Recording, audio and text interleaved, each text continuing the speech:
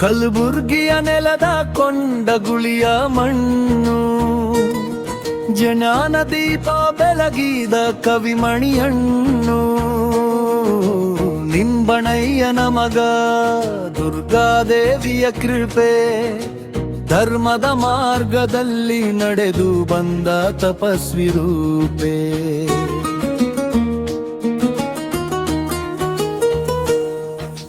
ವಿಕ್ರಮಾದಿತ್ಯರ ಸಭೆಯಲ್ಲಿ ಮಿಂಚಿದ ಪ್ರಜ್ಞೆ, ಮಹಾಮಂತ್ರಿಯಾಗಿ ಹೊತ್ತ ಧರ್ಮದ ದೀಪ ಜ್ವಾಲೆ. ಸಂಧಿ ವಿಗ್ರಹದಲ್ಲಿ ಜಹಾನ ಸಿಂಧು ಹರಿಸಿದ, ವೀರಶೈವ ಕಾವ್ಯದ ಮೊದಲ ದೀಪ ಹಚ್ಚಿದ. ಮಂತ್ರದ ಮಹತತ್ವದ ಕಂದಗಾನ,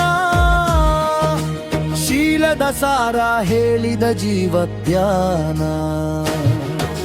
ಲಿಂಗಸ್ಥೋ